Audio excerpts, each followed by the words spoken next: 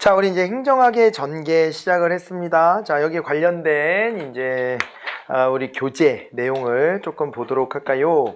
여기 이제 미국의 초기 행정학이라고 돼 있는 데로 한번 가볼게요. 유럽은 뭐 그냥 건너뛰고 우리 이제 미국의 초기 행정학을 보는데 해밀턴의 연방주의 나왔죠. 제퍼슨의 자유주의와 메디슨의 다원주의, 잭슨의 민주주의. 여기서 뭐 기억해야 될 거는 잭슨의 민주주의, 역관제 얘만 좀 잘 기억해도 됩니다. 그렇게 기억하시고 그 다음에 이제 그와 관련해서 이제 역관제에 대한 반대 운동들이 좀 일어났다라고 했고요. 그러고 난 다음에 이제 나오는 게 바로 이제 윌슨입니다. 요 얘기를 좀 잠깐 드려볼게요. 이게요.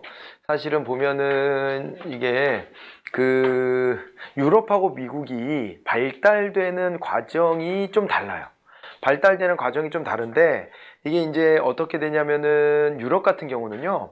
절대왕정이라는 게 등장했었다 그랬죠. 중세가 끝나고 왕권이 강화되는 시기가 있는데 그때 왕들이 누구랑 결탁해요? 지방에는 영주들이 있어가지고 걔네들 못 건드려. 걔네들이 막 사병 키워가지고 막 마을 주민들 다 장악했어. 그래갖고 거기를 어떻게 할 수가 없으니까 도시에 살고 있는 상공업자들하고 결탁을 하고 너네들 뒤봐줄 테니까 세금 좀 내. 뭐 이런 이제 계약이 맺어진 거예요. 그렇게 됐는데 그 거둔 세금으로 뭘 했냐? 왕권 강화를 위해서 관료 조직을 만든 거예요. 군대를 비롯한 관료 조직을 만드는데 썼다. 여기서부터 출발하는 겁니다. 그러면서 이 상공업자들을 케어를 해주니 상공업자들은 또 그거에 뒷배에 딱 힘이 생겼잖아요. 그래서 그걸 가지고 상공업을 또 엄청 발전시켜요.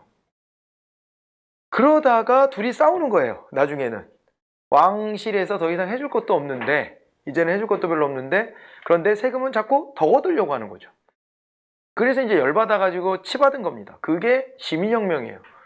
이렇게 전개가 됐기 때문에 그리고 입법국가가 이제 바로 열린 거죠. 이렇게 됐기 때문에 얘네들은 발달하는 저 과정을 보면 관료제가 먼저 자리를 잡고 관료제가 자리를 잡고 그 다음에 그 다음에 자리를 잡냐면 자본주의 시장경제가 자리를 잡았죠. 그런 속에서 민주주의가 자리를 잡아요. 이게 이제 유럽의 근대 역사예요. 근데 미국은 한번 생각해 보면 미국은 시민혁명으로부터 시작된 역사예요. 얘네들이 영국계 사람들이 주가 돼가지고 미국 쪽으로 건너갔지 않습니까? 미국 쪽 건너가서 거기서 식민지에서 사는데 아니 이게 본국에서 말이에요. 식민지 주민들의 의견을 전혀 물어보지도 않은 채 니네들 세금 내! 이렇게 한 거란 말이에요. 니네들 세금 내. 왜? 그랬더니 자기네가 뭐 프랑스랑 전쟁하는데 돈이 딸려. 그래갖고 세금 좀 내. 이렇게 했는데 이건 말이 안 된다. 영국의 혁명 정신, 영국의 혁명이 100년 앞서니까 거의 영국의 혁명 정신에 따르면 이게 직접적인 어떤 그 의회의 동의가 없으면 우리의 대표가 참여한 의회에서 동의를 하지 않으면 세금을 매길 수가 없게 돼 있는데 아니 본국 의회에는 우리 식민지 사람이 가서 참여도 안 했는데 그 우리들의 의견을 묻지도 않고 니네가 일방적으로 세금을 부과하는 것이냐 못 받아들이겠다 이렇게 한 거죠. 그런데 본국에서 닥치고 내 이렇게 돼서 그게 이제 미국의 이제 독립혁명이 일어나는 거예요. 그러니까 이게 느닷없이 있잖아요. 미국은 체계가 잡히기도 전에 민주혁명이 성공을 해버렸어. 그래갖고 민주주의가 먼저 왔죠. 민주주의가 그러고 난 다음에 그 기틀 위에서 이제 자유주의가 퍼지니까 상업, 공업 이런 것들도 발달을 해요. 그 과정에서 노동자가 필요하니까 또 지들 안에서 막 남부의 그 노예 해방하라고 싸우고 막 이 짓거리를 한 거야. 그러니까 뭐 남부의 노예 해방이 굉장히 숭고한 정신으로 이루어진 건 아니에요. 숭고한 정신이 이루어졌다면 지금도 저렇게 흑인 참여하겠습니까? 그러니까 아무튼 쟤네 경제적 이익을 위해서 막 그런 싸움도 하고 막 그런 거지 얘네 안에서 보면. 그래서 이제 자본주의가 이제 자리를 잡아. 자본주의 시장 경제 자리를 잡고 그런데 비어 있는 게 하나가 있잖아요. 이거 완전 거꾸로인데 지금 순서가 유럽하고. 유럽은 중앙집권화를 먼저 하고 시작한 거예요. 그 중앙집권화 핵심이 관료제예요. 관료제인데 관료제를 유럽은 먼저 해놓고 시작했는데 미국은 이게 안 돼 있는 거예요. 여태 안 돼 있는 거예요. 맞아요? 그러고서 여권제로 온 거예요. 지금 여권제로. 그래서 우드로 윌슨이 야 내가 공부해보니까 우리가 유럽하고 다른 게 관료제가 없다 지금 우리나라가. 여기서 우리나라 미국입니다. 그래서 여기가 관료제가 없기 때문에 관료제를 만드는 것이 관건이다. 이렇게 딱 꽂혀버린 겁니다. 이해와요? 그런 흐름이 있었어요. 그래갖고 관료제를 강조하면서 그러면서 행정의 범주를 이렇게 좁혀놓은 거죠. 관료제를 만들고 그걸 관리하는 것을 행정으로 보자. 이렇게 해버린 겁니다. 자, 그게 이제 행정의 연구의 내용이 되는 것이에요. 알겠죠? 그러다 보니까 이제 공행정이나 사행정이 다를 바가 없다 그랬죠. 사행정, 즉 경영에서도 관료제 조직을 관리한다. 아니 그래갖고 경영학과 가도 조직론을 배워요. 행정학과 가도 조직론을 배우고. 똑같은 걸 배운다고요. 요즘 내용도 안 달라, 심지어. 내용도 다를 게 별로 없어요. 그래서 이 조직 관리와 관련해서 행정학이 어떻게 보면 탄생하면서 경영에서 하고 있는 것을 베끼는 거죠. 베끼는 겁니다. 이게 이제 공사행정 1원론, 정치행정 2원론으로 갔다. 그러면서 등장한 게 바로 뭐다? 행정관리론이다. 이렇게 보시면 되는 거죠. 그렇게 등장한 게 행정관리론이 되는 것입니다. 행정관리론. 네. 자, 그래갖고요, 이 행정관리론으로 한번 가봅니다, 이제. 행정관리론. 자, 요게 이제 미국 행정학에서 처음에 이제 시작이니까요. 자, 보시면은 행정관리론 그랬을 때 이에 관련된 이제 학자들 한번 봐야 돼요. 이게 이제 태초에 행정관리론이 있었다 그랬죠, 그죠? 행정학에서는 불과 130년밖에 안 됐지만은, 시당초부터 이게 여기서부터 시작하는 거야, 이게. 예, 그렇게 받으시고, 성경으로 따져보면 이게 뭐 출애굽기입니까? 맨 앞에가? 아닌가? 뭐지? 창세기가 있구나. 네, 그 말하려고 그랬어요. 창세기지, 창세기. 이 거기야. 여기 행정학이 여기서부터 시작됐으니까 여기서 여기를 기준으로 삼으시면 돼요. 그러면서 이 기준에 반대되는 게 그 다음에 나오고 그 다음에가 어떻게 돼요? 그 다음에가 또 이제 얘랑 비슷한 게 다시 튀어나와. 그랬다가 아니야 그러고 또 다른 애가 나와. 그랬다가 또 요 흐름이 또 나와. 그랬다가 또 뒤집어져. 이게 계속 반복되는 거예요. 네, 그렇게 보시면 돼. 얘를 기준으로 해가지고 이제 한 번씩 반론이 막 제기되면서 이게 이제 전개가 됩니다. 그래서 여기에 관련된 학자로는 우드로 윌슨을 가장 먼저 뭐 뽑아볼 수 있겠고, 우리 뭐 시험에 나온 사람으로 보면 귤릭 같은 사람이 있어요. 귤릭이나 어윅 같은 사람이 있고요. 어윅 잘 안 나옵니다. 여기서부터는 화이트, 뭐 그 다음에 월러비 뭐 이런 사람들, 뭐 이런 사람들, 굿노 이런 사람들 뭐 많아. 이게 여기 해당되는 사람들이 많은데 거기서도 이제 시험에는 당연히 우드로 윌슨 당연히 알아야 되고, 그 다음에 귤릭이다 그랬을 때는 이 조직을 이끌고 가는 리더가 과연 어떤 과정, 어떠한 순서로 조직을 끌고 가야 되는가와 관련해서 포스트 코브라고 하는 것을 제시해서 그거 좀 이따가 소개할게요. 아무튼 이제 그래서 요런 정도 학자가 좀 주로 나오고, 뭐 플러스 알파로 뭐 이런 학자들이 있다. 시험에서 어윅 뭐 이런 사람이 써 있긴 해요. 분노도 있고 있는데, 그러나 이제 화려하게 자주 나오진 않는다. 뭐 이런 정도 느낌으로 가시고요. 학자를 억지로 외우고 그럴 필요는 없습니다. 그럴 필요는 없고요. 아무튼 행정관리론, 여기는 이제 공, 사, 행정 어떻게 됐다고요? 1원론이 됐다 그랬습니다. 1원론. 그래갖고 행정의 개념을 어떻게 국한했다?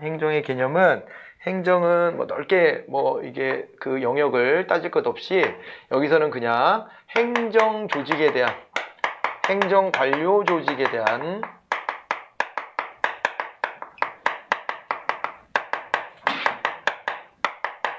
관리라는 측면이 이제 강한 거죠. 그러다 보니까 정치하고는 완전 다른 것이다. 그래서 정치행정 2원론이 됐는데,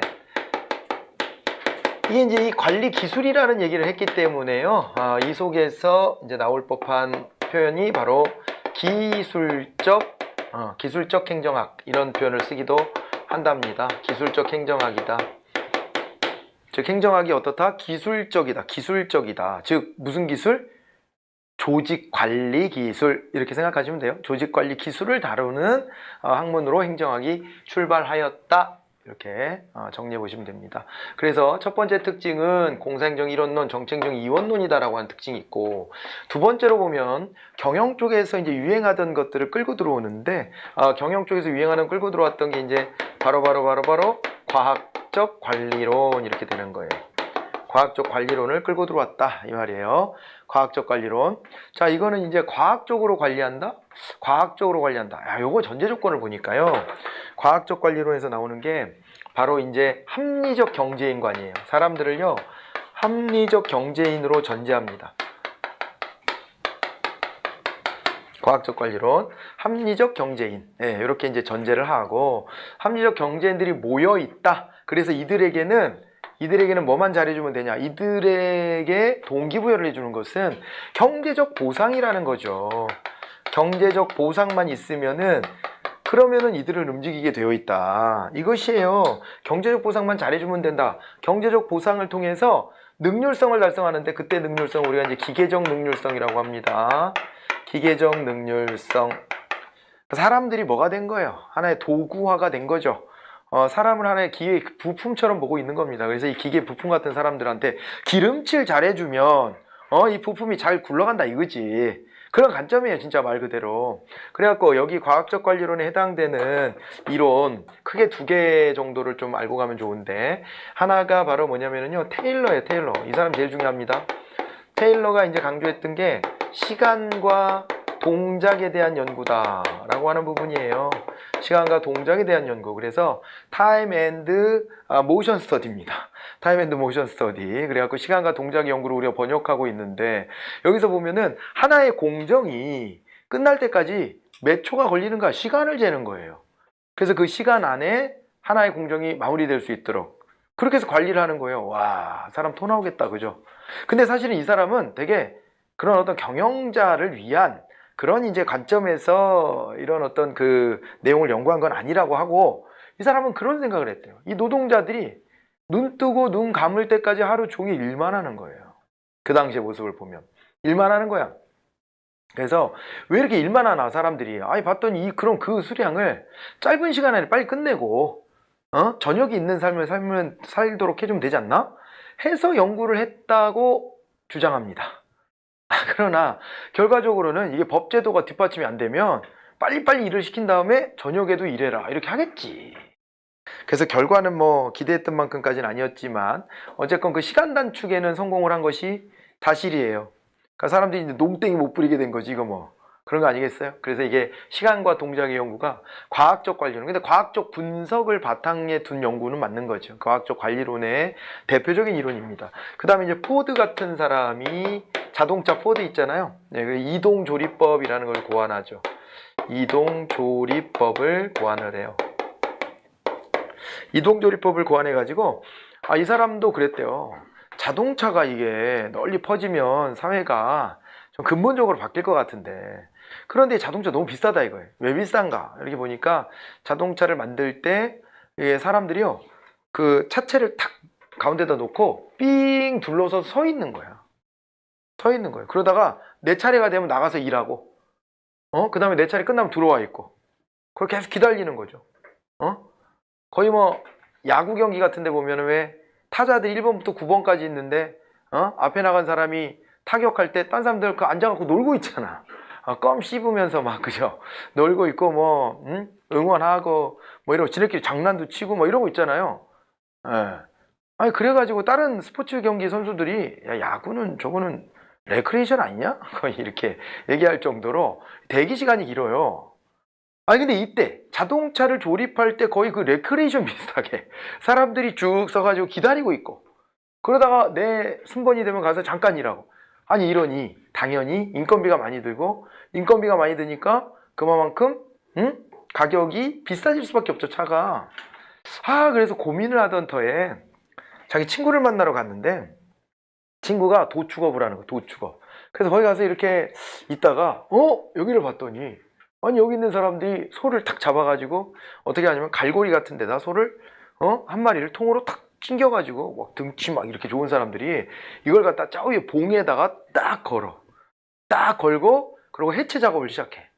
근데 어떤 사람은 탁 이 배를 갈라가지고 내장을 탁 뽑아내고 촥 밀어주면은 그 옆에 있는 사람도 거기서 갈비만 막 이렇게 해가지고 또 떼어내고, 그 옆에 사람 껍데기를 벗겨가지고 막 하고 뭐 이런 걸 하는 거예요.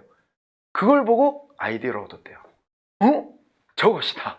이렇게 해가지고 차체를 갖다가 이제 탁 컨베이어 벨트에 얹어주고 차체를 움직여주면, 그럼 어떻게 돼요?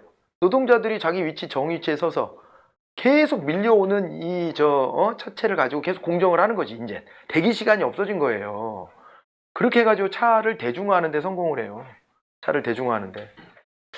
이거는 좀 약간 좀 이게 TMI인데, 그 바람에 그 당시에 사실은 포드 전에는 자동차가 좀 있었을 거 아닙니까? 그 자동차 엔진이 내연기관이 아니라 전기차였대.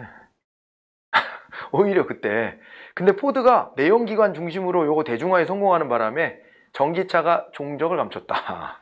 뭐 이렇게 또 뒷얘기가 또 있습니다. 참 세상 역사가 참 특이해요, 그죠? 네, 그런데 지금은 다시 전기차로 다 돌아가고 있는 이런 상황인데, 어쨌건 이 포드가 대중화에 성공하면서 그러면서 자동차가 이제 또 널리 우리 일상생활로 들어오게 됐는데, 이런 거 이동조리법 이것도 그렇잖아요. 대기하는 시간 없애버린 거예요. 못 쉬게 하는 거지. 그렇게 하는 게 기업 입장에선 혁신이에요. 혁신이고 단가를 떨어뜨리고 많은 사람들이 이 물건을 구매할 수 있도록 만들어주는 것 중요한 거죠. 이거 중요한 거예요.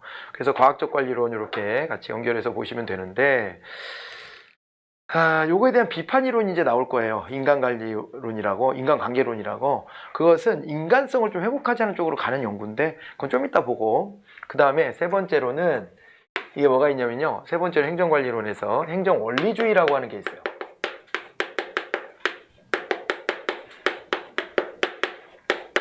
행정원리주의는 이건 어떻게 된 거냐면은, 이 행정원리라고 하는 게 결국에는 관료제 조직 안에 이게 관료제 조직 안에 관료제가 돌아가는 기본 원리가 있다는 거죠. 그래서 이거는 관료제 조직의 원리라고 정리를 하세요. 관료제 조직의 원리. 나중에 조직론 가서 우리가 상세히 배울 거예요. 피라미드형 조직 딱 해놓고 위아래로 이렇게 계층제 원리. 그래갖고 위아래로 탁탁탁탁 잘라버리고, 그 다음에 또 분업화의 원리. 그래가지고 또 이렇게 공정별로 옆으로 수평적으로 탁탁탁 그것도 자르고, 그 다음에 또 거기에서 뭐 이제 뭐 통솔범의 원리니 아니면은 또 이제 부성화의 원리니 뭐 이런 얘기들이 막 나올 겁니다. 그런 원리들을 이때 이제 정립을 한 거예요. 관료제 관리에 대한 기술을 연구하다 보니까 여기까지 간 겁니다. 행정원리주의라는 게 관료제 조직의 원리를 말하는 것이다.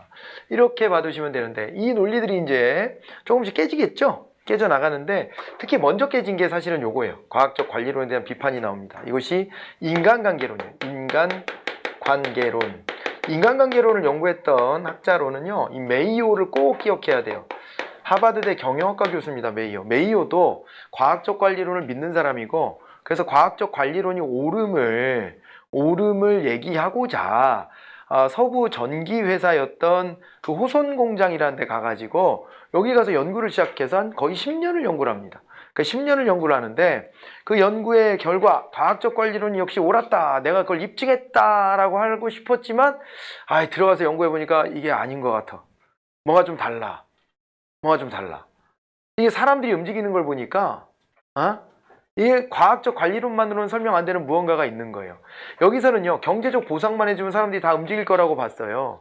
그래갖고 기계적 능률성을 추구하는데, 거기서 이제 나올 법한 얘기들이 이런 거거든요. 과학적 관리론에서는 그래서 사람들한테요, 관료제 조직의 원리를, 관료제 이제 공식 조직 있죠, 여기만 잘 관리하면 된다, 요거를 중심으로 해서 연구를 했고, 그래서 나중에 가면 이게 또 이거 3단원에서 나올 만한 얘기인데, 뭐라고 그러냐면 요 내용 자체를 고전적 조직 이론이라고 해요. 그러니까 고전적으로는 이걸 다 믿어왔던 겁니다. 지금 보니까 믿어왔던 건데, 메이오가 그 호손 공장에 가서 연구를 하는데, 호손 실험이라고 합니다. 호손 실험을 해보니 아니야, 저것만으로는 설명이 안 돼, 이거를 이제 발견하게 된 거예요. 그래서 이 양반은 사회인관을 내세워요. 사회인관을 내세웁니다. 사회인관. 합리적 경제 말고 이제 사회적 존재로서의 인간, 여기에 주목을 해보는 거예요. 사회적 존재로서의 인간. 그래서 경제적 보상 이런 걸 넘어서는 이 자기들끼리의 조직 내에 인간관계가 중요하다는 겁니다. 이 인간관계에 따라서 이 사람들의 판단이나 행동들이 좌우되더라 라고 하는 걸 밝혀낸 것이에요. 그래서 여기서도 결국에는 능률성을 강조는 하는데, 그 능률성을 끌어내는 방식이 사회적 능률성이다. 즉, 이 관계 설정을 잘하고 이걸 이끌어 줌으로써 어떻게 하는 거예요? 그걸 통해서 능률성을 도모해야 된다. 그러니까 옛날처럼 그냥 사람은 기계 부품처럼 야 이거 돈 더 줄 테니까 해 뭐 이런 식으로 하는 게 아니라 이제 사회적 능률성, 기반해서 사람들끼리 편안하게 이 조직 생활을 할 수 있도록 만들어주는 거. 이 사람들이 여기 친근하게 느껴지고 여기서 막 의지하는 관계들도 맺어지고 이게 필요하다는 거예요. 여기 우리 회사야. 뭐 이런 게 막 생겨야 되는 거죠. 그래서 사회적 능률성이라 그랬는데 여기서 강조했던 것은 관료제 공식 조직 말고요. 그 밑에서 관심과 취미에 따라 자기네들 친소관계 등에 따라서 만나서 움직이는 비공식 조직 있지 않습니까? 비공식 조직 내지 비공식 집단이라고 표현하는데 비공식 조직을 중시했다. 여기에 주목해야 된다. 능률성을 끌어내려면은 관리자가 요 비공식 조직의 관계를 잘 파악해야 된다. 자기들끼리 영향력을 주고받는다. 요 안에서 그렇게 얘기를 했던 거예요. 그래서 이거를 이제 나중에 조직론에서는 신고전적 조직이론이란 말이 나오면 인간관계론 얘기하는 거구나 이렇게 생각하시면 돼요. 신고전적 조직이론. 그러니까 조직이론의 초창기 때 이 과학적 관리론과 인간관계론이 있었구나라고 하는 것을 알아두시면 되고요. 하나 더 추가해서 말씀드리자면은 여기 인간관계론은 이후에 말이에요. 이후 통치기능론이나 아니면은요 행정행태론이라는 걸 이제 공부할 건데 행태연구라고 쓸게요. 행태연구에 영향을 미쳤다 이렇게 보시면 돼요. 어떤 영향을 미쳤냐? 사람을 이제 하나의 부속품으로 보지 않고 하나의 주체로서 이제 인식을 한다는 거예요. 사람 중심의 가치관이 형성됐다는 거죠. 이게 그래서 이후에 전개되는 통치기능론이나 행태연구, 행태론, 행정행태론도 이런 이제 인간관계론에서 강조하는 인간 중심성 이런 거를 이제 받아들였다. 라고 하는 것도 하나 기억을 해 두시면 됩니다. 그렇게 되고요. 자, 요거로 이제 비판을 받아서 깨졌고, 그 다음에가 이제 얘가 깨지는 과정을 봐야 되는데, 얘가 깨지는 과정을 보려면은, 이 과정에서는, 요렇게, 요게 이제 바뀌는 것을 본다면, 여기에서는 이제 뭐가 나오는 거예요? 자, 크게 보면은, 이제 통치기능론으로 넘어가는 거예요. 통치기능론으로 넘어가는 것입니다. 통치기능론으로. 이걸로 넘어가는데 자, 요 사이에 있었던 일들이 뭐가 있었습니까? 있었던 일들이 시장 실패도 많이 벌어졌고 그 다음에 또 대공황이 벌어졌고 그랬죠, 그죠? 대공황 같은 게 벌어졌고 그랬습니다. 이러면서 이제 통치 기능론 시대로 넘어갔다는 건데 여기가 이제 뭐예요? 여기가 입법국가가 전제되어 있는 거예요, 지금 현재. 그죠? 입법국가가 전제되어서 행정관리론 같은 게 나왔다면 요거로 넘어가는 과정에서는 이제 행정국가가 등장을 하는 것이죠. 행정부의 주도권이 굉장히 커지는 이런 상황이 온 거잖아요. 아니 대공황 때문에 뭐가 등장해요? 대공황 때문에 그래서 여기서 이제 뉴딜 정책 같은 게 나왔던 거 아닙니까? 뉴딜 정책 같은 게 추진되고 그랬으니까요. 이러고 난 다음에 이제 행정국가가 도래한 것이죠. 통치기능론의 대표적인 학자로는 디목 같은 학자가 있어요. 디목이나 애플비 같은 학자가 있는데요. 이런 학자들이 있는데 이 학자들은 일단은요 인간관계론의 이 흐름을 좀 수용했다 그랬잖아요. 디목 같은 경우에 특히 인간관계론을 받아들여서 사람을 중심으로 해서 사람을 위한 행정이 필요하다라는 걸 봤어요. 그래서 이들이 강조하는 것은 결과적으로는 현실의 문제 있지 않습니까? 현실 문제를 해결하는데 이바지해야 되는 것이 바로 행정이다. 이렇게 보는 것이고 그래서 이들이 강조했던 게 민주성이에요. 민주성. 가만 보니까 요 앞에는 뭐가 있었어요? 여기는 능률성이지 않습니까? 지금 계속 능률성만 얘기하고 있잖아요. 근데 그거 말고 국민이 원하는 거, 국민이 가려워하는 데를 긁어줘야 된다. 이렇게 생각을 했던 게 통치기능론이죠. 그래서 이들이 가졌던 생각은 공사행정이 어떻게 되는 거예요? 공사행정이 말입니다. 이원화되는 거예요. 야, 어떻게 같아? 같지 않아? 이런 거예요. 왜 같지 않냐면 자, 여기에요. 공행정은 뭘 추구한다? 공익을 추구한다. 그런데 사행정은 뭘 추구한다? 사행정은 사익을 추구한다 이 말이죠. 이거 어떻게 같냐고 이게. 같을 리가 없다는 거예요. 같을 수가 없다. 이래가지고 차라리 공익을 추구한다는 점에서는 정치와 행정이 같은 거죠. 정치 행정에 대한 이론론의 시각을 반영했다. 이렇게 봐두시면 됩니다. 그래서 제가 이런 얘기를 했었을 거예요. 전에 정치에 행정이 들어있다가 행정이 이렇게 떨어져 나왔다. 그랬죠, 그죠? 행정이 떨어져 나와서 이렇게 경영하고 붙었다. 그랬었을 겁니다. 이게 정치고 여기가 이제 행정이고 여기가 경영이면 이 공통점이 뭐가 있다 그랬어요? 공통점은 관리지, 관리. 관리예요. 뭐에 대한 관리? 조직에 대한 관리. 관료제 조직에 대한 관리. 그래가지고 저때 이제 우리 공행정을 뭐라고 부르냐면 Public Administration이다 그러고 사행정을 Business Administration이다. Administration이란 말, 매니지먼트랑 같이 보시면 됩니다. 이런 표현으로 관리 기술적으로 공통점이 있다라고 했던 것을 얘를 갖다가 어떻게 했다는 겁니까 지금? 얘를 갖다가 여기서는 통치기능론에서는 다시 정치가 이만큼 있으면 행정이 너무 커졌어. 이렇게 행정이 커졌고 그 다음에 경영은 따로 떨어지는 거죠. 여기가 정치, 여기가 행정, 여기가 경영 이렇게 되는 거 아니겠습니까? 경영 이렇게 되고 여기에 요 공통점은 뭐가 되는 거예요? 공통점은 공익이에요. 공익. 공익을 실현하기 위한 일련의 활동을 한다. 그러니까 행정의 개념을 두 가지로 나눠서 볼 수 있다고 그랬잖아요. 좁은 의미로는 행정조직의 관리, 넓은 의미로는 공익 실현을 위한 일련의 활동 이렇게 얘기를 했기 때문에 그죠? 그렇기 때문에 요 공익의 요 지점이 겹친다는 것 이렇게 생각해 보시면 되고요. 그래갖고 이제 행정 자체의 이제 범주로 보자면 물론 요때가 행정의 범주는 더 큰 거예요. 공행정뿐만 아니라 사행정에서도 행정은 있다. 이렇게 보는 거지만은 여기서는 이제 그럴 수 없다. 그럴 수 없다라고 보는 거죠. 범주로 보면 범주는 좁아졌고 공행정 안에서 해야 될 역할은 매우 커졌고 이렇게 받으시면 되는 거죠. 여기다 여기가 바로 통치 기능론이다 이 말이에요. 얘가 얘고 얘가 얘고 이렇게 되는 거죠. 이렇게 연결되고요. 그래서 통치 기능론은 결국 현실 문제 해결에 이바지한다는 차원에서 행정이 갖고 있는 나름의 기능이 있어야 되는 거 아니냐. 기능적 행정학이라는 표현을 같이 씁니다. 기능적 행정학. 기술적 행정학에서 기능적 행정학으로 넘어왔다 라고 하는 것까지 살펴보시면 되겠네요. 그렇게 되고요. 이놈의 행정 원리주의는 그럼 어디 가서 깨지냐.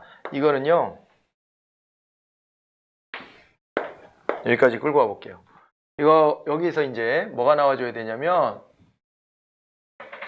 이 다음에 이제 봐보세요. 이 다음에 이런 문제가 생겨버립니다. 이게요.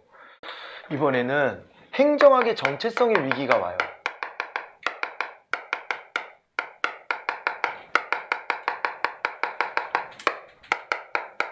행정학의 정체성 위기가 오는데 행정학의 정체성 위기가 왔다는 게 뭔 말이냐. 이렇게 다시 돌아갔지 않습니까? 통치기능론에서 이렇게 돌아가고 나니까 다른 학자들이 비판하는 거죠. 야, 너 이러면 넌 그냥 정치학 아니냐? 너 뭐 행정학으로 따로 있을 이유가 있나? 왜 너가 따로 있어야 돼? 따로 있을 이유 없네. 공익을 추구한다는 점에서 정치하고 유사성이 있다면 너는 그냥 정치학 해. 정치학이야. 요게 또 이제 불쾌한 겁니다.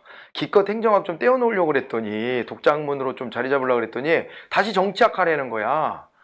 아니 그래서 이거 못 받아들이겠다 하고 이제 여기서 꿈틀꿈틀 하는데 거기에 이제 해당되는 게 행정 행태론이라고 하는 거예요. 행정 행태론 이게 등장을 합니다. 행정 행태론. 요 당시에요 행태주의 연구가 좀 이제 유행을 합니다. 행태주의 연구의 경향성이 생겼어요. 행태주의 연구의 경향성이 있는데 이게 이제 사회과학의 출현과 관련이 매우 깊어요. 요것이야말로 진짜 그야말로 사회과학의 출현 혹은 발달.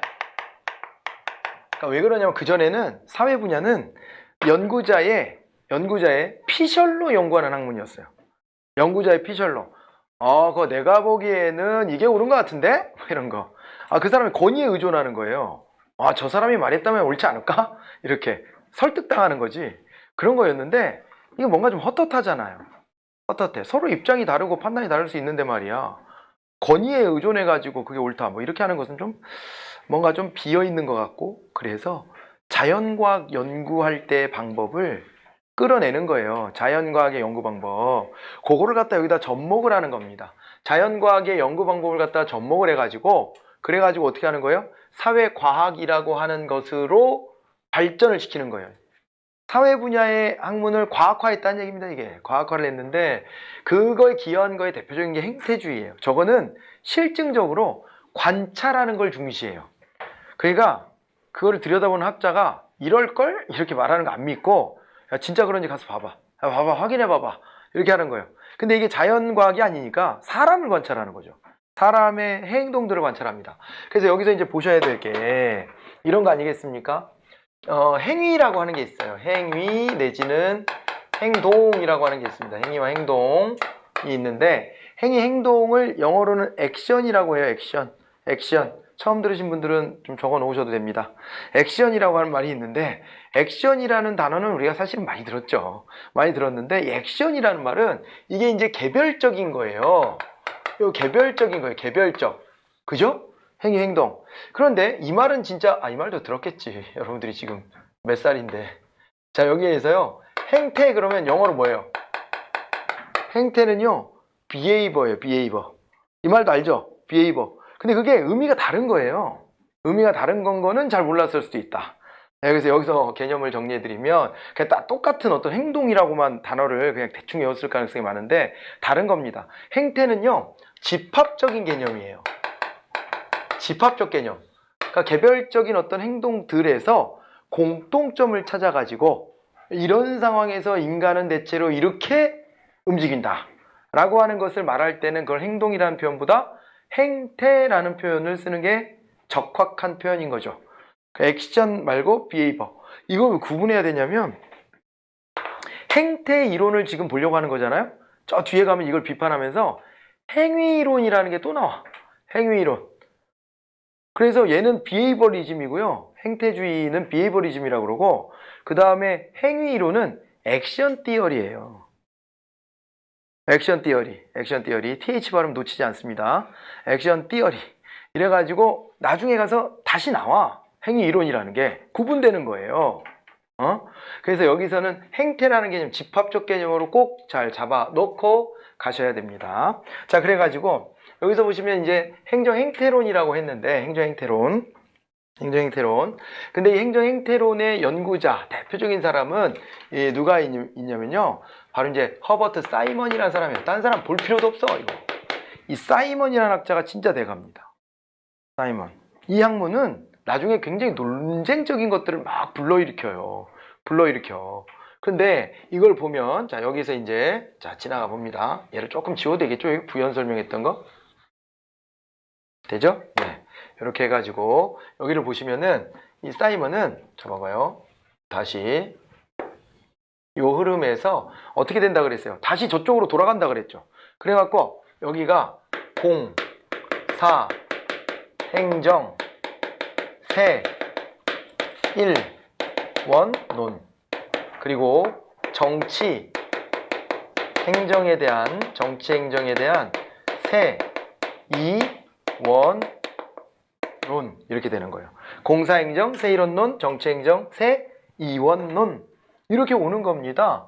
왜냐하면 사이먼은 말이에요. 결국에는 뭘 연구했냐면 사이먼은 공무원에 있잖아요. 그냥 쓸게요. 공무원 행정인이라는 표현 써요. 행정인 내지 공무원 하시면 됩니다. 근데 이게 행정인의 뭔 연구를 한다? 행정인의 행태 연구를 하는 거예요. 행정인의 행태를 연구한 것. 그래서 이 행태 연구의 흐름을, 행태주의의 흐름을 행정학 쪽에 접목시킨 학자가 바로 허버트 사이먼이라는 겁니다. 허버트 사이먼. 그래서 이 사람이 요거를 연구함으로써 여기서 기여한 바가 바로 뭐냐면 행정학의 과학화예요. 행정학을 과학적으로 연구하기 시작했다라고 하는 거예요. 그리고 여기서 뭘 강조했어요? 행정인. 그러니 정치랑 같아 틀려. 다르지. 정치에도 행태주의가 있어요. 정치학에도. 그건 누구를 연구하겠어? 정치인들을 연구하겠지. 정치인이나 아니면 여기 우리 저 주권자인 국민들 뭐 이런 걸 연구하겠지. 근데 여기 행정학은 그런 걸 하는 게 아니고 누구의 행태를 연구한다? 행정인들의 행태를 연구한다 이 말이에요. 연구를 해보더니 결론도 재밌습니다. 나중에 가서 이것도 나옵니다 또. 근데 어떤 결론이 나왔냐면 알았어. 이게 우리의 전제 조건은 행정인들도 되게 합리적인 선택을 하고 모든 대안을 검토해서 그중 가장 좋은 대안을 딱 선택하고 이럴 것 같았지만은 내가 관찰해 보니까 행정인들 실제로는 그냥 뭐 지가 선호하는 몇 개 대안을 놓고 그 중에서 이걸 순차적으로 대입시켜 본 다음에 야, 대안 A 갖고 와봐. 한번 이거 한다고 해봐. 결과 어떻게 예측돼? 그래. 그럼 B 한번 해봐. B, 대안 B. 대안 B가 낫네. A보다는 C 한번 넣어봐. 그래. C보다도 B가 낫지. B 하자, B. 이렇게 결정한다는 거예요. 그게 이게 뭐냐? 여러분들도 마찬가지야. 여러분들도 어떤 선택 같은 거 할 때 그런 경우 많지 않아요? 모든 대안을 다 검토할 수 있나? 그게 더 어려워. 현실적으로 불가능한 지경에 이르렀습니다. 사회가 워낙 이게 복잡다단해져가지고. 그래서 대안들 몇 개 중에 내가 촉이 오는 몇 개 대안을 딱 골라. 그리고 그것끼리 비교해 보는 거예요. 그것끼리 비교해 보고, 뭐 저런 거보단 이게 낫네. 뭐 이렇게, 그죠? 딱 선택해 가지고 그걸 가지고 이제 여러분 선택 잘했다 이렇게 주장을 하는 겁니다. 그래서 이게 합리주의 모형, 경제적 합리성 이런 거가 현실에 안 맞다는 것을 이 사람이 입증을 해요. 행정인들 보니까 그냥 지가 그 적당히 만족스러운 거 고르더라고. 이게 만족 모형이라고. 정책 결정 이론에서 우리가 공부할 건데 만족 모형이라고 현실적인 모형으로 제시가 된 거예요. 만족 모형. 적당히 만족스러운 걸 선택한다. 뭐 이렇게 보실 수도 있어요. 그래서 이렇게 연구를 실증적으로 하다 보니까 이거 겁내 싫어해, 행정 원리주의. 야, 봤어? 이러는 거죠. 봤어? 그러는 거 봤어? 눈으로 봤어? 진짜 그래? 입증했어? 아니야? 그럼 꺼져. 왜 그런 얘기 자꾸 주장해? 너의 피셜로 왜 자꾸 주장해? 그건 과학적이지 않아. 비판하는 거예요. 그래갖고 뭐라 그랬냐면 여기를 원리주의는 하나의 격언에 불과하다는 게 이 사람 입장이에요. 입증하기 전까지는 격언이다. 격언. 그냥 그렇게 되겠지? 그렇게 되는 게 바람직해. 이런 격언이지 실제로 입증되는 건 아니지 않느냐 라고 하는 그런 비판을 가했습니다. 그래서 행정 행태론에서 이제 우리가 봐야 될 이제 그 내용들 이런 것들을 좀 한번 여기서 정리를 해보면은 이 연구를 할 때요, 이 연구 방법에 굉장히 치중을 합니다. 그래서 과학적으로 연구하겠다 이런 게 있으니까 연구 방법에 굉장히 많이 치중하는데, 자, 이런 것들 한번 봐보셔야 돼요. 방법론적 개체주의를 따라요. 방법론적 개체주의를 따르게 되는데, 방법론적 개체주의다 그랬을 때는 요거는 이제 개별적인 것으로부터 요거예요. 개별적인 것으로부터 전체적인 걸 얻어내는 거예요.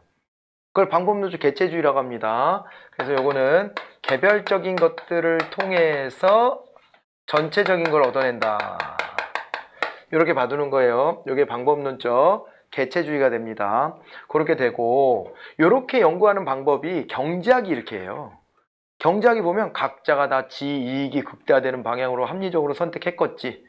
그게 다 모여지다 보니까 이 시장이라는 것은 완전한 효율성에 도달하게 돼. 파레토 최적이라고 하는 완전한 효율성에 도달하게 돼 라고 하는 것이 바로 이제 경제학자들의 접근법이잖아요.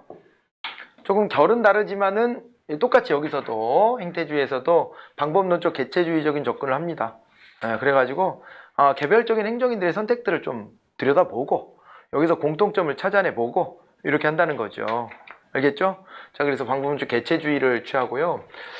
그 다음에요, 이거는 이제 보니까 이 논리 실증주의라고 얘기를 해요. 그래서 이건 실제로 들여다보고 하는 거니까 논리 실증주의인데, 보통 실증주의 연구를 하는 걸 보면 자연과학도 그렇고 원래 먼저 가정의 정답, 결론을 먼저 내놓고 그걸 우리가 가설이라 그러죠. 가설을 세우고 가설이 옳은지 잘못된 건지를 따져 묻는 방식으로 연역적으로 연구를 하게 마련인데, 얘는 안 그래요. 실증주의적 연구임에도 얘 방식은 뭐냐면 가설을 세우고 실험을 하거나 하는 게 아니라 그냥 들어가서 쳐다보는 거라서, 그렇기 때문에 논리 실증주의면서도 귀납적 연구를 한다는 거, 이게 또 특징입니다. 귀납적 연구, 관찰을 다 하고 결론을 뒤에서 붙이는 방식으로 이렇게 가고요. 그 다음에 아까 여기 원리주의는 격언이다 이렇게 말했던 것처럼 이 가치의 문제보다는 뭘 중시해요? 팩트, 사실의 문제를 또 주목합니다. 팩트의 부분을 강조를 해요. 저 사실이 가치보다 더 중요하다. 이렇게 보기 때문에 여기서는 뭐가 되냐면 가치에 대해서 중립적 태도를 취할 것을 요구해요. 가치 중립성을 요구하는 겁니다. 가치 중립성. 됐나요? 가치 중립성. 그래갖고 가치의 문제는 학자가 자기의 가치를 여기다가 끼워 넣으면 안 되고 가치의 문제는 한 발 떨어져서 봐야 된다는 거예요. 자꾸 자기 생각이 여기에 스며들면 안 된다는 거예요, 연구에. 그런데 여러분 주의해야 될 게 있어요. 그러면서도 연구 대상으로서 행정인들의 가치관이나 행정인들의 행위 기준이나 이런 거 있잖아요. 그런 거는 또 넣어요. 그러니까 이거 잘 봐야 돼. 연구자가 연구를 하는데 자기 피셜을 여기다 넣으면 안 돼. 연구가 객관적이고 과학적이고 가야 되니까. 그러니까 안 돼. 자기 피셜을 넣지 마. 그래서 이제 그걸 가지고 가치 중립적인 연구다 이렇게 얘기를 합니다. 그런데 막상 연구하는 대상은 행정인이잖아요. 행정인을 연구할 때 행정인의 가치관, 그 다음에 행위 기준 이런 거 있잖아요. 이런 거 좀 주관적인 거잖아요. 주관적인 건데 이런 거를 빼면 행정인에 대한 연구가 제대로 안 되잖아. 뭔 말인지 알아들었어요? 행정인들이 왜 저렇게 움직이지? 왜 저렇게 행동하지? 그걸 보다 보면은 행정인들의 가치관이 그렇구나. 이 사람들의 규범이 그렇구나. 이 사람들의 행동 기준이 이런 게 있구나. 라고 하는 것은 알아야 되잖아요. 그래서 그런 것들을 연구 대상으로 넣긴 한다. 그렇지만 이거를 가지고 연구자가 결론을 내릴 때나 이럴 때 지 생각을 집어넣으면 안 된다는 거지. 지 생각을. 이해가 돼요? 그런 맥락의 가치 중립성입니다. 응? 알아듣는 거예요? 알아듣는 거 맞죠? 구분해서 봐야 돼요. 그러니까 연구 대상자들의 가치관이나 태도나 이런 것들은 연구 대상으로 삼지만 그런 걸 가지고 연구를 진행하고 결론을 내릴 때 연구자의 주관은 개입하면 안 된다. 이렇게 본다는 거예요. 연구자의 가치가 스며들면 안 된다. 그런 연구를 했다라고 하는 것을 봐두셔야 되겠고, 그 다음에 이렇게 개체주의적인 연구를 했기 때문에 좀 미시적인 접근을 한 거죠. 그죠? 미시적인 접근을 했다. 이렇게도 볼 수도 있고요. 그렇습니다. 이게. 그래서 행정학이 과학화에 기여했다라고 하는 점 중요하게 같이 이렇게 연결해서 보시면 돼요. 행태론, 행태주의 연구. 됐을까요? 네, 이렇게 봐두시고 이거를 이제요. 요 말까지는 좀 봐야 될 것 같아요. 이 가치지향을 했다는 거가 뭘 의미하는 거냐면 가치지향을 배제했다는 거가 뭘 의미하는 거냐면 과학성을 강조했다고 지금 얘기했잖아요, 다시. 근데 과학성을 강조하면서 기술성은 좀 배제가 된 거예요. 기술성은 배제가 됐다. 그러는 것인데 이 기술성이라고 하는 건 뭐냐? 이거 영어로는 아트라 그래요. 아트. 이게 현실 문제 해결이에요. 기술성이. 그리고 여기 과학성은 뭐냐면 과학성은 저거는 이제 사이언스입니다. 말 그대로 사이언스. 객관적인 연구가 됐느냐 이것을 얘기하는 거예요. 그래서 기술성보다는 과학성이구나 이렇게까지 또 맞춰서 가주시면 되겠습니다. 자, 요게 이제 행정 행태론에 관련된 얘기예요. 여기까지를 우리가 이제 교재로 좀 확인해 봐야 되겠죠, 그죠? 자, 그래갖고 여기 행정관리론 한번 봐보시면 행정관리론은 정치행정 이원론이고 과학적 관리론이고 행정원리주의를 따랐다 이렇게 이제 보시면 되고, 그 다음에 거기서 뭐 귤릭에 대한 얘기가 있는데 귤릭에 대한 얘기를 그냥 나온 김에 설명을 좀 드리고 간다면은 이 교재에 또 여기저기 있습니다만은 이 귤릭 같은 경우가 무슨 색으로 할까? 노란색. 채택. 자, 귤릭은요 이 조직을 이끌고 가는 요 이제 리더가 이 순서를 따라야 된다 그랬어요. 포스드 안 했다 씨. 포스드 코올브 이렇게 되는 거예요. 포스트 코오브다 이렇게 얘기를 하는데 요 순서가 뭐냐면은 여기서 이제 기획을 하고 그 다음에 오는 오거나이즈 조직화를 해야 되는 거예요. 조직을 구성하고 그 다음에 거기다 스태핑하는 거예요. 스태핑을 한다는 얘기는 인사 배치를 한다는 거예요. 인사 배치를 하고 그 다음에 D는 디렉팅이에요. 디렉팅 지휘를 하고, 그런데 또 요 안에서 뭐 여러 가지 조정해야 될 일들이 있으니까 코디네이션 조정을 한대요. 조정을 하고 그 다음에는 R 이건 보고예요. 보고를 하는 겁니다. 보고 됐나요? 보고를 하는 것이고 그 다음에 어떻게 되는 거예요? 보고를 하고 B는 버제팅 예산을 배정해 주는 것이죠. 요 순서대로 가라 이 귤릭에서는 요 이론 하나 받으시면 돼요. 귤릭과 어윅이 행정학 논문집을 냈는데 거기에 귤릭이 실은 논문에 거기에 이제 포스트 코브가 소개가 되어 있습니다. 그래서 이 부분을 한번 이렇게 봐두시면 되고 거기 포스트 코브가 나왔죠, 그죠? 예. 그리고 포스트 코브를 제시한 귤릭 이렇게 나와 있습니다. 그리고 과학적 관리론이 나왔는데 테일러 포드 중심으로 보시고 페이올이라는 사람은 뭐 프랑스의 이제 광산업자 였다 이렇게 이제 전해지는데요. 산업관리론이라는 책을 발표를 해가지고 이 과학적 관리론에서는 좀 또 같이 먹어주는데 우리 시험에서는 거의 뭐 안 다뤄지니까 네. 넘어가시고 그 다음에 그래서 그 특징 같은 거 읽어보시면 되는데요. 이게 행정을 권력 현상이 아닌 관리 현상으로 봤다.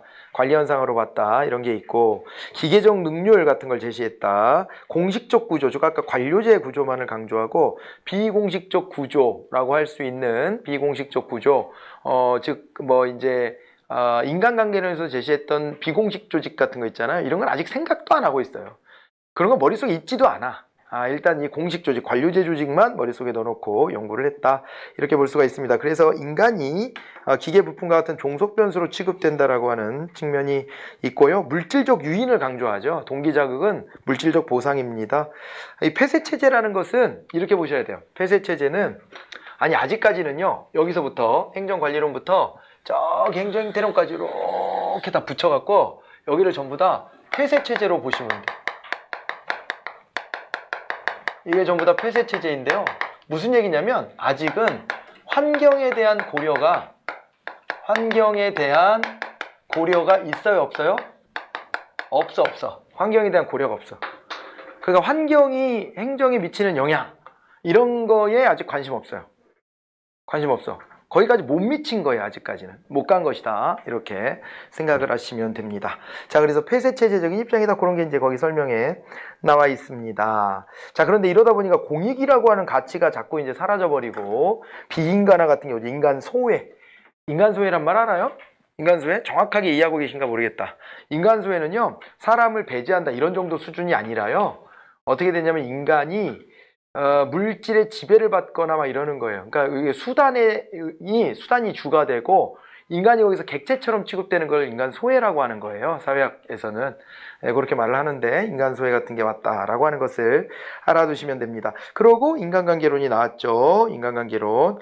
인간은 이 정서적 존재다 말이야. 그래서 사회적 존재다 이 말이죠. 그렇기 때문에 비공식적이고 비제도적인 요인에 초점을 좀 맞출 필요도 있다는 겁니다. 그런 것들에 의해서 이끌려져가는 존재다 이렇게 얘기를 하는 것이죠. 그래서 맨 밑에 목표에 보면 사회적 능률성의 향상이 중요하다라고 이렇게 되어 있어요. 맞습니까? 그렇게 되고 그 다음에 관련 연구들을 이제 보게 되면 메이오의 이제 호손 공장 연구 결과 모순을 발견했다. 과학적 관리론이 좀 틀린 게 있다. 라는 것을 이제 찾아냈다는 것이에요. 그러다 보니까 인간관이 이게 X이론적 인간 뒤에 가서 그거는 이제 또 맥그리거라는 사람의 이론에서 볼 건데 여기 합리적 경쟁관을 X이론적 인간관이라고 그러고요. 그러니까 돈이면 다 한다. 이게 X이론적 인간관이고 여기 이제 사회적인 존재로서의 뭐 깨달음, 각성 같은 게 있다 그러면 Y이론적 인간관. 거기서부터는 이게 더 나가면 뭐까지 가냐면 Y이론적 인간관은요. 자아 실현을 위해서 노력한다. 이런 것까지 나와요. 나중에 보면. 아무튼 여기는 Y이론적 인간관으로 조금 이렇게 넘어가게 되었다라고 하는 거 요거를 또 체크해 볼 수가 있습니다. 그리고 이것이 행태과학 발전에도 기여했다. 그런 얘기가 나오죠. 그죠? 그 왜 그러냐면은 사람을 초점에 두기 시작한 거예요. 얘도 봐봐요. 통치기능론도 사람을 위해서 하는 거고 여기는 뭐예요? 사람을 위해서까지는 아니지만 행정행태론이 사람을 중심에다 놓고 사람을 관찰하잖아요. 이렇게 넘어오기 때문에 인간관계론이 여기에다 기여를 했다라고 이야기를 한다는 겁니다. 그렇게 봐두시고 그 다음에 그러나 좀 보수적이다 이런 얘기를 합니다. 보수적 성향이다. 왜 보수적 성향이냐면은 말이에요. 가장 올바른 거 이런 걸 찾는 거라기보다는 야 사람들이 저 옆 사람하고 저 관계가 중요하네. 관찰한 결과잖아요. 보수적 성향. 그 얘기는 어디서 갖다 붙여도 돼요? 여기다 갖다 붙여도 돼. 행정행태론. 이것도 그렇잖아요. 사람들이 이렇게 하던데? 까지만 연구하기 때문에 보수적 성향이에요. 그렇죠. 있는 그대로를 보는 건 다 보수적이라고 보시면 돼요. 있는 그대로를 관찰하는 거. 인간관계론도 그렇고 얘도 그렇잖아요. 근데 얘는 안 그래. 얘는 통치기능론은 당위적이야. 우리가 경제가 어려운데 말이야. 가난하고 힘없는 사람도 구제해줘야 되는 거 아니야? 그 행정이 거기에 기여해야 되는 거 아니니? 라고 생각한 게 통치기능론이니까 얘는 안 그렇지. 근데 얘네들은 어때요? 얘네들은 관찰만 하는 거는 보수적 성향이 있다 이렇게 보실 수가 있어요. 폐쇄체제였다 이렇게 보시고 통치기능론이 나옵니다. 뉴딜 정책얘기 나왔고 30년대부터 그래서 그걸 행정하기 위해서는 통치기능론이 이제 주창됐다라고 하는 게 나와 있습니다. 그렇게 나와 있고 그 다음에요.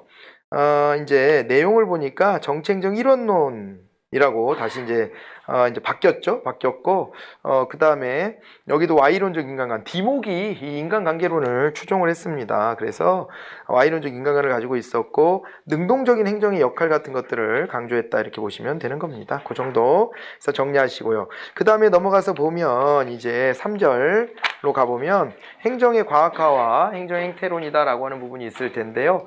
행정행태론 사이먼이 45년도 행정행태론이라는 논문을 발표하면서 시작이 된 겁니다. 그래서 행정학의 과학화를 위해서 가치 판단적인 것을 배제하고 사실에만 초점을 맞추는 연구가 진행돼서 밑에 보니까 특성 한번 가보세요. 논리 실증주의, 계량화 같은 거 좋아한다. 방법론적 개체주의, 미시적 접근했다. 그리고 순수과학의 추구와 종합과학의 특성이 있다 이렇게 돼 있는데 순수과학이다. 순수과학. 그러니까 이거는 있는 그대로, 그러니까 가치 지향을 배제한 순수과학적 성격이 있다는 것인데 그러면서도 이제 심리학적인 측면들을 막 갖다 끌어들여서 여기서 설명을 해요. 그러다 보니까는 이게 종합과학적 특성이 있다 그런 얘기도 하고요. 정책행정 새 이원론이다 이런 얘기가 있고 행정원리주의를 비판했다 그렇게 받으시면 됩니다. 의의를 보면 행정학의 과학화에 기여했고 정체성 위기를 아까 극복해줬다 그랬죠. 행정학 야 너 정착 아니야? 그럴 때 아니야 라고 이제 항변한 게 바로 행정행태론이 됩니다. 한계를 보면 그런데 조사기술을 너무 지나치게 강조했다라는 단점이 있습니다. 연구 방법에 지나친 강조 이렇게 돼 있고요. 정책적 이원론이 또 반복된 거 아니냐라는 비판과 보수적 경향, 그 폐쇄체제 이런 것들이 이제 비판을 받았고 대표적인 학자가 이제 사이먼이 있습니다. 사이먼 정도. 마나드나 니그로 같이 붙어서 나올 때도 있는데 이 사이먼 중심으로 봐두시면 되겠습니다. 됐나요? 예, 이렇게 해서 정리를 하고 다음 시간에는요. 그렇다면 폐쇄체제가 아닌 개방체제는 무엇이 있는가? 요걸 한번 시작을 한번 해보도록 하겠습니다. 알겠죠? 네, 고생하셨고 쉬었다가 뵙도록 하죠.